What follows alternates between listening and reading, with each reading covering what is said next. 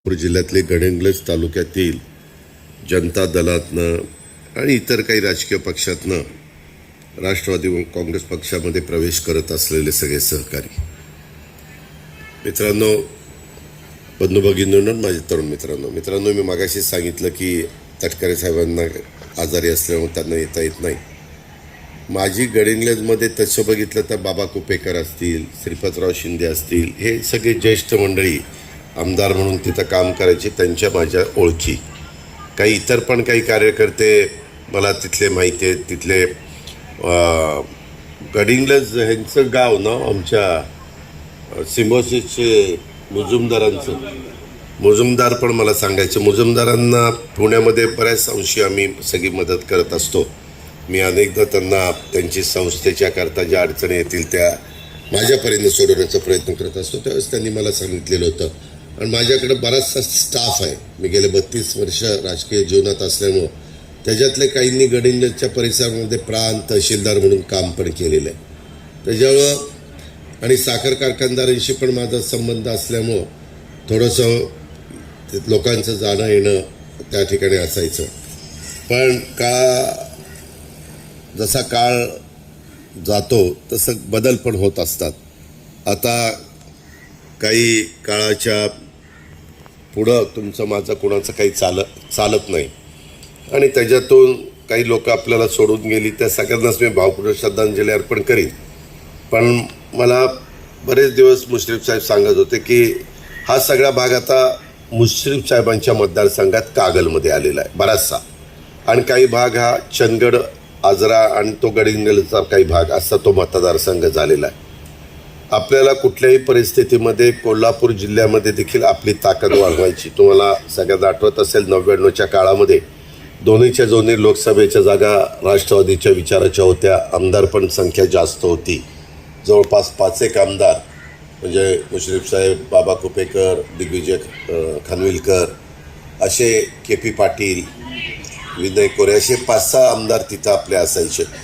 आता मी फार विचारपूर्वक मुश्रीफ साहेबांच्याही मनामध्ये होतं की अनेक वर्ष ते काम करतायत मंत्रिमंडळात, परंतु तिथलं पालकमंत्रीपद अनेक वर्ष हर्षवर्धन पाटलांच्याकडं किंवा सतेज पाटलांच्याकडं किंवा चंद्रकांतदादा पाटलांच्याकडं ह्या मंडळींच्याकडं असायचं.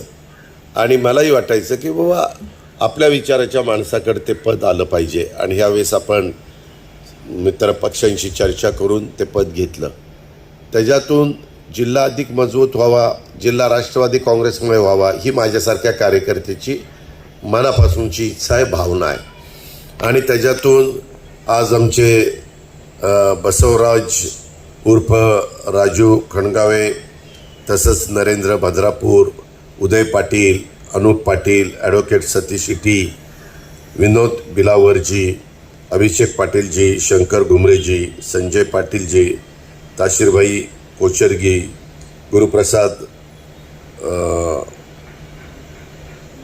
नोमकर, अर्थव मिसाळ आणि राघवेंद्र तेलंग हे सगळे आज राष्ट्रवादी पक्षामध्ये प्रवेश करतात. मी तुमचं सगळ्यांचं अतिशय मनापासून स्वागत करतो. आणि मूळ आमचे असणारे सहकारी आणि तुम्ही यांच्यात एकोपा ठेवण्याच्याकरता आम्ही मुश्रीफ साहेब सर्वतोपरी सहकार्य करू. उद्याच्या 28 तारखेला पण मी काही कार्यक्रमाच्या निमित्तानं कोल्हापूरला येणारे एक कार्यक्रम स्वतः मुश्रीफ साहेबांनी घेतला. एक राजा माने म्हणून संपादक होते पूर्वी लोकमतला, ह्याच्यामध्ये मीडिया क्षेत्रामध्ये ते त्या ठिकाणी काम करतात. त्याच्यामुळे त्या निमित्तानं मी तिथं येणारच आहे. माझं जाणं येणं देखील तिथं होत असतं.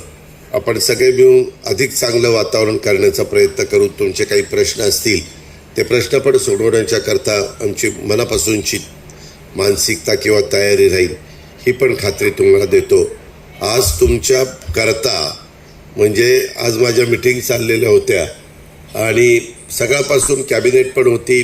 सकाळी 8 वाजल्यापासून माझी पहिली मिटिंग सुरू झाली DPCच्या, आणि त्या अजून साधारण 7 वाजेपर्यंत चालणार होत्या.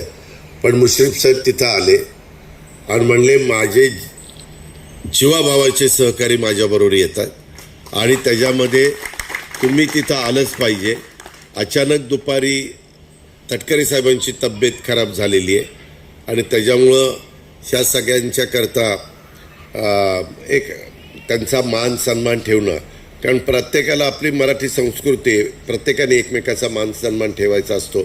त्याच आपलेपणापोटी मी ताबडतोब इकडे यायचा निर्णय घेतला, कारण माझं इथले सगळे कार्यक्रम झाल्यानंतर अजून एक रिसेप्शन आहे. आपला मागासवर्गीय कार्यकर्ता आहे खरा, त्याच्या घरातलं लग्न आहे.